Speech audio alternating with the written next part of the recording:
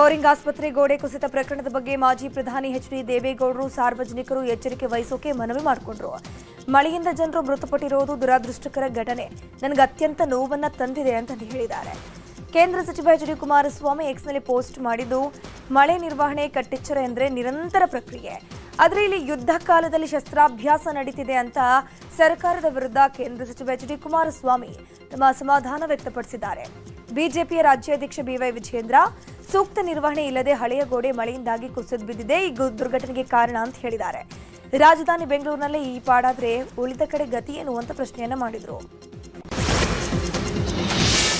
ಇನ್ನು ಗೋಡೆ ಕುಸಿತ ದುರಂತದ ಬಗ್ಗೆ ಪ್ರಧಾನಿ ಮೋದಿ ಪಿಎಂಒ ಮೂಲಕ ಟ್ವೀಟ್ ಮಾಡಿದ್ದು, ಸಂಭವಿಸಿದ ಅನಾಹುತ ಅತ್ಯಂತ ದುರಾದೃಷ್ಟಕರ, ದುಃಖ ತಪ್ಪಿದ ಕುಟುಂಬಗಳಿಗೆ ಸಂತಾಪಗಳು, ಗಾಯಗೊಂಡವರು ಶೀಘ್ರವಾಗಿ ಚೇತರಿಸಿಕೊಳ್ಳಲಿ ಅಂತ ಪ್ರಾರ್ಥಿಸ್ತೀನಿ. ಮೃತರ ಕುಟುಂಬಕ್ಕೆ ಪ್ರಧಾನಮಂತ್ರಿ ರಾಷ್ಟ್ರೀಯ ಪರಿಹಾರ ನಿಧಿಯಿಂದ ತಲಾ 2 ಲಕ್ಷ ರೂಪಾಯಿ ಹಾಗೂ ಗಾಯಗೊಂಡವರಿಗೆ 50,000 ಪರಿಹಾರ ನೀಡಲಾಗುವುದು ಅಂತ ಘೋಷಣೆ ಮಾಡಿದರು. ಬೌರಿಂಗ್ ಆಸ್ಪತ್ರೆ ಕಾಂಪೌಂಡ್ ಬಿದ್ದ ಸ್ಥಳದಲ್ಲಿ 100 ಮೀಟರ್ ಅಂತರದಲ್ಲೇ ಮತ್ತೊಂದು ಸಾವು ಸಂಭವಿಸಿದೆ. ಬಟ್ಟೆ ಖರೀದಿ ಮಾಡೋಕೆ ಶಿವಾಜಿನಗರಕ್ಕೆ ತಾಯಿ ಜೊತೆಗೆ ಆಗಮಿಸಿದ ಸೂಫಿಯಾನ್ ಗಾಡಿ ಪಾರ್ಕಿಂಗ್ ಮಾಡೋ ವೇಳೆ ವಿದ್ಯುತ್ ಸ್ಪರ್ಶಿಸಿ ಮೃತಪಟ್ಟಿದ್ದಾನೆ. ಗೋಡೆ ಬಿದ್ದ ಪರಿಣಾಮ ವಿದ್ಯುತ್ ಕಂಬಕ್ಕೆ ಹಾನಿಯಾಗಿ ವಿದ್ಯುತ್ ಶಾಕ್ ಆಗಿದೆ. ಮಗ ಸತ್ತಿರೋ ಸುದ್ದಿ ಕೇಳಿ ತಾಯಿ ಕೂಡ ಆಘಾತಕ್ಕೆ ಒಳಗಾಗಿ ಬೌರಿಂಗ್ ಆಸ್ಪತ್ರೆ ಸೇರಿದ್ದಾರೆ. ನಮ್ಮನ್ನ ಯಾರು ಕೂಡ ಏನಾಗಿದೆ ಅಂತ ಕೇಳ್ತಿಲ್ಲ ಅಂತ ಸೂಫಿಯಾನ್ ಸಂಬಂಧಿ ಅಮನ್ ಹೇಳಿದ್ದಾರೆ. ರಾಜಧಾನಿ ಬೆಂಗಳೂರಿನಲ್ಲಿ ವರ್ಣಾರ್ಭಟಕ್ಕೆ ನಿನ್ನೆ ಕಬ್ಬನ್ ಪಾರ್ಕ್ ಜಲಾವೃತವಾಗಿತ್ತು. ಕಬ್ಬನ್ ಪಾರ್ಕ್ ಭದ್ರತೆಗೆ ಅಳವಡಿಸಿದ 10 ಅಡಿ ಎತ್ತರದ ಕಬ್ಬಿಣದ ಗೇಟ್ ನೆಲಕ್ಕೆ ಬಿದ್ದು ಅವಾಂತರವೇ ಸೃಷ್ಟಿಯಾಗಿತ್ತು. ಇತ್ತ ಕಬ್ಬನ್ ಪಾರ್ಕ್ ಕೆರೆ ತುಂಬಿ ಪಾದಾಚಾರಿ ಹೋಗುವ ರಸ್ತೆಯೂ ಕೂಡ ಜಲಾವೃತಗೊಂಡಿತ್ತು. ಬೆಂಗಳೂರಿನಲ್ಲಿ ಸುರಿದ ಧಾರಾಕಾರ ಮಳೆಗೆ ಹಲವೆಡೆ ಮರಗಳು ಧರೆಗುರುಳಿವೆ. ಕೆಆರ್ ಸರ್ಕಲ್ ಬಳಿ ರಸ್ತೆ ಮೇಲೆ ಬೃಹತ್ ಮರ ಬಿದ್ದಿದೆ. ಈ ವೇಳೆ ಟ್ರಾಫಿಕ್ ಜಾಮ್ ಕೂಡ ಉಂಟಾಯಿತು. ಸದ್ಯ ಯಾವುದೇ ಪ್ರಾಣಹಾನಿ ಸಂಭವಿಸಿಲ್ಲ. ಸಿಎಂ ಗೃಹ ಕಚೇರಿ ಕೃಷ್ಣ ಬಳಿ ಮಳೆಯಿಂದ ಅವಾಂತರವೇ ನಡೆದು ಹೋಗಿದೆ. ಕುಮಾರಕೃಪಾ ರಸ್ತೆ ಬಳಿ ಮರವು ಧರೆಗುರುಳಿದೆ. ಜೊತೆಗೆ ರಸ್ತೆ ಮೇಲೆ ಗಾಲ್ಫ್ ಕ್ಲಬ್ಗೆ ಸೇರಿಸಿದ ಹಲವು ಕಂಬಗಳು ಕೂಡ ಬಿದ್ದಿವೆ. ಬೃಹತ್ ಕ್ರೇನ್ಗಳ ಮೂಲಕ ಕಂಬಗಳನ್ನು ತೆರವು ಮಾಡಲಾಗಿದೆ. ನಿನ್ನೆ ಸಂಜೆ ಸುರಿದ ಬಿರುಗಾಳಿ ಮಳೆಗೆ ಎಚ್ಎಸ್ಆರ್ ಲೇಔಟ್ ಜಲಾವೃತ ಆಗಿದೆ. ಹಲವು ರಸ್ತೆಗಳು ಸಂಪೂರ್ಣವಾಗಿ ಜಲಾವೃತ ಆಗಿದ್ದು, ಕೆಲವು ಕಡೆ ತಗ್ಗು ಪ್ರದೇಶದ ಮನೆಗಳಿಗೆ ಮಳೆಯ ನೀರು ನುಗ್ಗಿದೆ. ಮನೆಗಳಿಗೆ ತೆರಳೋಕೆ ನಿವಾಸಿಗಳು ಪರದಾಟ ಪಡುವಂತಾಯಿತು. ರಸ್ತೆಗಳಲ್ಲಿ 3-4 ಅಡಿಯಷ್ಟು ನೀರು ತುಂಬಿದ್ರಿಂದ ಜನ ಪರದಾಡಿದ್ರು. ಬೆಂಗಳೂರಿನಲ್ಲಿ ಧಾರಾಕಾರ ಮಳೆ ಹಿನ್ನೆಲೆ ಚಲಿಸುತ್ತಿದ್ದ ಥಾರ್ ಕಾರಿನ ಮೇಲೆ ಮರವೊಂದು ಬಿದ್ದಿದೆ. ಅದೃಷ್ಟವಶಾತ್ ಸ್ವಲ್ಪದರಲ್ಲೇ ಯುವತಿ ಬಚಾವಾಗಿದ್ದಾರೆ. ಮರ ಬಿದ್ದು ಥಾರ್ ಜೀಪ್ ಜಖಂಗೊಂಡಿದೆ. ಮರ ಬೀಳೋ ದೃಶ್ಯ ಡ್ಯಾಶ್ಬೋರ್ಡ್ ಕ್ಯಾಮೆರಾದಲ್ಲಿ ಸೆರೆಯಾಗಿದೆ. ಬೆಂಗಳೂರಿನ ಬುಲ್ ಟೆಂಪಲ್ ರಸ್ತೆಯಲ್ಲಿ ಚಲಿಸುತ್ತಿದ್ದ ವಾಹನದ ಮೇಲೆ ಬೃಹತ್ ಮರವೊಂದು ಬಿದ್ದು ಇದರ ಪರಿಣಾಮ ಇಕೋ ವ್ಯಾನ್ ಚಾಲಕನಿಗೆ ಗಂಭೀರ ಗಾಯಗಳಾಗಿದೆ. ಚಾಲಕ ಸಾವು ಬದುಕಿನ ಮಧ್ಯೆ ಹೋರಾಟ ಮಾಡುತ್ತಿದ್ದು, ತಕ್ಷಣವೇ ಚಾಲಕನನ್ನ ವಿಕ್ಟೋರಿಯಾ ಆಸ್ಪತ್ರೆಗೆ ರವಾನೆ ಮಾಡಲಾಯಿತು. ವ್ಯಾನ್ ಚಾಲಕ ಬದುಕುಳಿಯೋದು ಅನುಮಾನ ಎಂದಿದ್ದಾರೆ ಪ್ರತ್ಯಕ್ಷದರ್ಶಿಗಳು. ಮರ ಬಿದ್ದಿರೋ ತೀವ್ರತೆಗೆ ವಾಹನ ಸಂಪೂರ್ಣವಾಗಿ ಜಖಂಗೊಂಡಿದೆ. ಬೆಂಗಳೂರಿನ ವರ್ಣಾರ್ಭಟಕ್ಕೆ ಕೆಆರ್ ಸರ್ಕಲ್ನ ಅಂಡರ್ ಪಾಸ್ ಸಂಪೂರ್ಣವಾಗಿ ಜಲಾವೃತವಾಗಿತ್ತು. ಹೀಗಾಗಿ ವಾಹನ ಸಂಚಾರ ತಾತ್ಕಾಲಿಕವಾಗಿ ಸ್ಥಗಿತಗೊಳಿಸಲಾಗಿತ್ತು.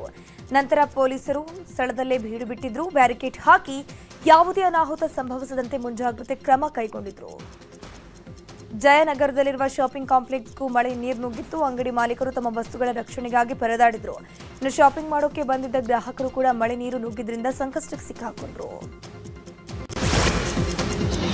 ಬೆಂಗಳೂರಿನ ಚರ್ಚ್ ಸ್ಟ್ರೀಟ್ನಲ್ಲಿರುವಂತಹ ಬುಕ್ ವಾರ್ಮ್ ಶಾಪ್ ಕೂಡ ಮಳೆಯಿಂದಾಗಿ ಜಲಾವೃತವಾಗಿತ್ತು. ಬುಕ್ ಶಾಪ್ ಮುಂಭಾಗ ಆಲಿಕಲ್ಲು ಮಳೆಯಾಗಿದ್ದು, ಶಾಪ್ನಲ್ಲಿ 2 ಅಡಿಯಷ್ಟು ಮಳೆಯ ನೀರು ನಿಂತಿತ್ತು. 5,000ಕ್ಕೂ ಹೆಚ್ಚು ಪುಸ್ತಕಗಳು ನೀರು ಪಾಲಾಗಿದ್ದು, 1 ಗಂಟೆಗಳ ಕಾಲ 2 ಅಡಿ ಮಳೆ ನೀರು ನಿಂತಿದ್ದ ಪರಿಣಾಮ 15 ಲಕ್ಷಕ್ಕೂ ಹೆಚ್ಚು ಮೌಲ್ಯದ ಪುಸ್ತಕ ನೀರು ಪಾಲಾಗಿರೋ ಘಟನೆ ಜರುಗಿದೆ. ಕೋಲಾರ ಜಿಲ್ಲೆಯಲ್ಲಿ ಗುಡುಗು ಸಹಿತ ಜೋರು ಮಳೆಯಾಗಿದೆ. 1 ಗಂಟೆ ಸುರಿದ ಭಾರೀ ಮಳೆಯಿಂದಾಗಿ ದೊಡ್ಡಮಲದೊಡ್ಡಿ ಗ್ರಾಮದಲ್ಲಿ ಮಾವು ನೆಲಕ್ಕೆ ಉದುರಿ ಬಿದ್ದಿದೆ. ಅರಿಕುಂಟೆ ಸೇರಿದಂತೆ ಹಲವೆಡೆ ಮಾವು ಬೆಳೆ ನಾಶವಾಗಿದ್ದು, 10 ಎಕರೆ ಮಾವು ಬೆಳೆದ ರೈತರು ಕಂಗಾಲಾಗಿ ಹೋಗಿದ್ದಾರೆ. 100 ಟನ್ ಮಾವಿನ ಬೆಳೆ ನೆಲಕ್ಕೆ ಉರುಳಿ ಬಿದ್ದ ಪರಿಣಾಮ ನಷ್ಟ ಪರಿಹಾರ ನೀಡಬೇಕು ಅಂತ ರೈತರು ಒತ್ತಾಯವನ್ನ ಮಾಡಿದರು. ಚಾಮರಾಜನಗರದಲ್ಲಿ ಬಿಳಿಗಿರಿ ರಂಗನ ಬೆಟ್ಟದಲ್ಲಿ ಭಾರೀ ಮಳೆಯಾಗಿದೆ. 1 ಗಂಟೆಗೂ ಹೆಚ್ಚು ಕಾಲ ಸುರಿದ ಭಾರೀ ಮಳೆಯಿಂದಾಗಿ ಅರಣ್ಯ ಪ್ರದೇಶಕ್ಕೆ ಮಳೆರಾಯ ತಂಪೆರೆದಿದ್ದಾನೆ. ಮಳೆಯಲ್ಲಿ ಬಿಳಿಗಿರಿ ರಂಗನಾಥ ಸ್ವಾಮಿ ರಥ ತೊಯ್ದು ಹೋಗಿದೆ. ರಾಜ್ಯದ 2 ಕ್ಷೇತ್ರಗಳ ಉಪಚುನಾವಣೆಯಲ್ಲಿ 2 ಕ್ಷೇತ್ರಗಳನ್ನು ಗೆಲ್ತೀವಿ. ದಾವಣಗೆರೆಯಲ್ಲಿ ಲೀಡ್ ಕಡಿಮೆ ಆಗಬಹುದು, ಆದರೆ 2 ಕ್ಷೇತ್ರವನ್ನ ಗೆದ್ದೇ ಗೆಲ್ತೀವಿ ಅಂತ ಸಚಿವ ರಾಮಲಿಂಗಾರೆಡ್ಡಿ ಹೇಳಿದ್ದಾರೆ. ಪಂಚರಾಜ್ಯ ಚುನಾವಣೆಯಲ್ಲಿ ಎಲ್ಲ ಕಡೆಯೂ ಇಂಡಿಯಾ ಒಕ್ಕೂಟ ಗೆಲ್ಲಲಿದೆ. ಅಸ್ಸಾಂ, ಪಾಂಡಿಚೇರಿ, ಪಶ್ಚಿಮ ಬಂಗಾಳ, ತಮಿಳುನಾಡು, ಕೇರಳದಲ್ಲೂ ಗೆಲ್ಲಲಿದ್ದೀವಿ. ಕೇರಳದಲ್ಲಿ 2 ಅಂಕಿಯನ್ನ ಬಿಜೆಪಿ ದಾಟಲ್ಲ ಅಂತ ಸಾರಿಗೆ ಸಚಿವ ರಾಮಲಿಂಗಾರೆಡ್ಡಿ ಭವಿಷ್ಯ ನುಡಿದಿದ್ದಾರೆ. ಚಿತ್ರದುರ್ಗದಲ್ಲಿ ಬಿವೈಎಸ್ ಅಭಿಮಾನೋತ್ಸವ ಕಾರ್ಯಕ್ರಮ ನಿಗದಿಯಾಗಿದ್ದು, ಕಾರ್ಯಕ್ರಮ ನಡೆಯುವ ಸ್ಥಳಕ್ಕೆ ಬಿಜೆಪಿ ರಾಜ್ಯಾಧ್ಯಕ್ಷ ಬಿವೈ ವಿಜಯೇಂದ್ರ ಭೇಟಿ ನೀಡಿ ಪರಿಶೀಲನೆ ಮಾಡಿದ್ದಾರೆ. ಇನ್ನು ಪೆಂಡಾಲ್ ಕಾಮಗಾರಿ ವೀಕ್ಷಣೆ ಮಾಡಿದ ಬಿವೈ ವಿಜಯೇಂದ್ರ, ಸಂಸದ ಗೋವಿಂದ ಕಾರಜೋಳ ಅವರ ಬಯಕೆಯಂತೆ ಇಲ್ಲಿ ಕಾರ್ಯಕ್ರಮ ನಡೆಸಲಾಗುತ್ತಿದೆ. ರಾಜ್ಯದ ಎಲ್ಲ ಜಿಲ್ಲೆಗೆ ಚಿತ್ರದುರ್ಗ ಮಧ್ಯಸ್ಥಳ. ನಾಡು ಕಂಡ ಅಪ್ರತಿಮ ಹೋರಾಟಗಾರ ಬಿಎಸ್ ಯಡಿಯೂರಪ್ಪ ಬಡವರ ರೈತರ ಪರ ಹೋರಾಟ ಮಾಡಿ ಮುಖ್ಯಮಂತ್ರಿ ಸ್ಥಾನ ಪಡೆದವರು. ನಾಡಿನ ಜನತೆ ಯಡಿಯೂರಪ್ಪ ಅವರ ನಾಯಕತ್ವವನ್ನ ಗುಣವನ್ನ ಗುರುತಿಸಿ ಸಿಎಂ ಮಾಡಿದ್ರು. ಅವರು ಅದೃಷ್ಟದ ಸಿಎಂ ಅಲ್ಲ, ಪರಿಶ್ರಮದಿಂದ ಸಿಎಂ ಆದವರು ಅಂತಂದ್ರು. ಸರ್ಕಾರದ ವಿರುದ್ಧ ಸಾರಿಗೆ ನೌಕರರು ಮತ್ತೆ ಸಿಡಿದೆದ್ದಿದ್ದಾರೆ. ಸರ್ಕಾರದೊಂದಿಗೆ ಸಾರಿಗೆ ನೌಕರರ ಸಭೆ ವಿಫಲವಾದ ಹಿನ್ನೆಲೆಯಲ್ಲಿ ಮೇ 20ರಂದು ಸಾರಿಗೆ ಮುಷ್ಕರಕ್ಕೆ ಮುಂದಾಗಿದ್ದಾರೆ.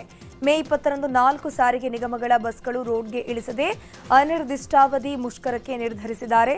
ನಿಯಮದ ಪ್ರಕಾರ 21 ದಿನಗಳ ಮುಂಚೆ ಸರ್ಕಾರಕ್ಕೆ ಸಾರಿಗೆ ಸಂಘಟನೆ ನೋಟಿಸ್ ಅನ್ನು ಕೊಟ್ಟಿದ್ದು, ಸಾರಿಗೆ ನೌಕರರ ಜಂಟಿ ಕ್ರಿಯಾ ಸಮಿತಿಯಿಂದ ಮಹತ್ವದ ನಿರ್ಧಾರವನ್ನು ಕೈಗೊಳ್ಳಲಾಗಿದೆ. ಇನ್ನು ಈ ಬಗ್ಗೆ ಸಾರಿಗೆ ಸಚಿವ ರಾಮಲಿಂಗಾರೆಡ್ಡಿ ಪ್ರತಿಕ್ರಿಯೆ ಕೊಟ್ಟಿದ್ದು, ವೇತನ ಪರಿಷ್ಕರಣೆ ಬಗ್ಗೆ 4 ನಿಗಮಗಳ ಎಂಡಿ ಜೊತೆ 2 ಸಂಘಟನೆ ಜೊತೆ ಸಭೆ ಮಾಡಿದ್ವಿ. 2 ದಿನಗಳಲ್ಲಿ ಸಿಎಂ ಭೇಟಿಯಾಗಿ ನಮ್ಮ ನಿರ್ಧಾರ ತಿಳಿಸ್ತೀವಿ ಅಂತ ಹೇಳಿದ್ದಾರೆ.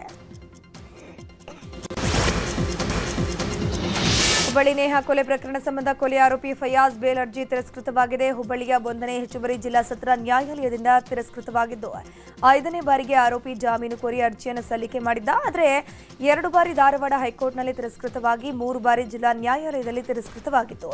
ಪದೇ ಪದೇ ಆರೋಪಿ ಜಾಮೀನು ಮೊರೆ ಹೋಗ್ತಿದ್ದು ಭಾರೀ ಹಿನ್ನಡೆಯಾಗಿದೆ. ಶಿವಮೊಗ್ಗದ ರಿಪ್ಪನ್ಪೇಟೆ ಪಟ್ಟಣದ ಸಮೀಪವಿರೋ ಶಿವಮೊಗ್ಗ ರಸ್ತೆಯ ಸಿದ್ದಪ್ಪನ ಗುಡಿ ಬಳಿ ವೇಗವಾಗಿ ಬಂದ ಕಾರೊಂದು ಬೈಕ್ಗೆ ಡಿಕ್ಕಿ ಹೊಡೆದಿದೆ. ಇದರ ಪರಿಣಾಮ ಬೈಕ್ ಸವಾರ ಗಂಭೀರವಾಗಿ ಗಾಯಗೊಂಡಿದ್ದಾನೆ. ರಸ್ತೆಯಲ್ಲಿ ಸಾಗುತ್ತಿದ್ದ ಲಾರಿಯನ್ನು ಓವರ್ಟೇಕ್ ಮಾಡೋ ಭರದಲ್ಲಿ ಕಾರು ಚಾಲಕನ ಅಜಾಗರೂಕತೆಯಿಂದ ಈ ಭೀಕರ ಆಕ್ಸಿಡೆಂಟ್ ನಡೆದಿದೆ ಅಂತ ಪ್ರತ್ಯಕ್ಷದರ್ಶಿಗಳು ಮಾಹಿತಿ ಕೊಟ್ಟಿದ್ದಾರೆ.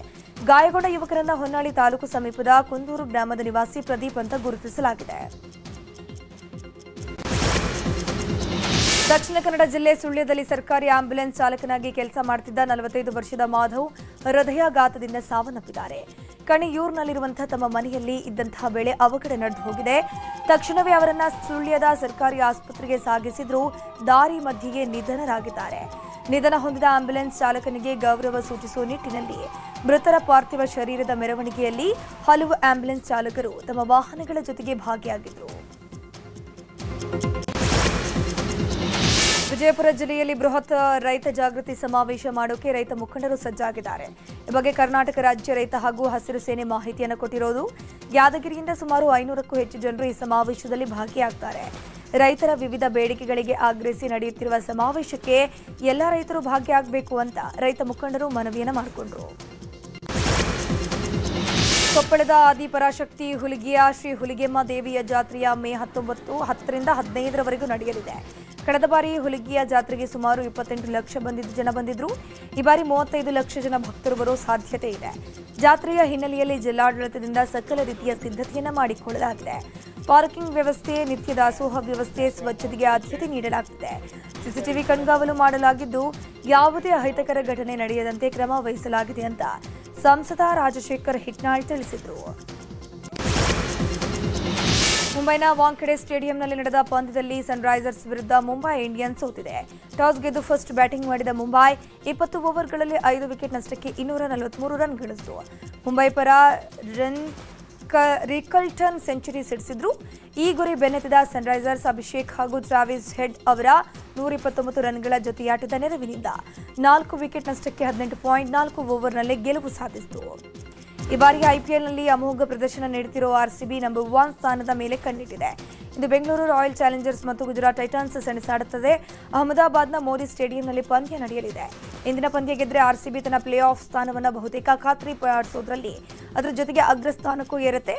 ಇನ್ನು ಆರ್ಸಿಬಿ 8 ಪಂದ್ಯಗಳ ಪೈಕಿ 6ರಲ್ಲಿ ಗೆದ್ದಿದ್ದು, ಗುಜರಾತ್ 8 ಪಂದ್ಯಗಳ ಪೈಕಿ 4ರಲ್ಲಿ ಗೆದ್ದಿದೆ.